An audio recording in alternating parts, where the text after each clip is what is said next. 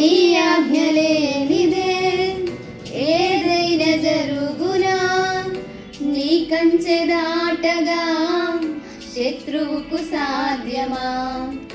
నీ ఆజ్ఞలేనిదే ఏదైనా జరుగునా, నీ కంచె దాటగా శత్రువుకు సాధ్యమా? మా దేవా నీవే మా తోడుంటే అంతే చాలును.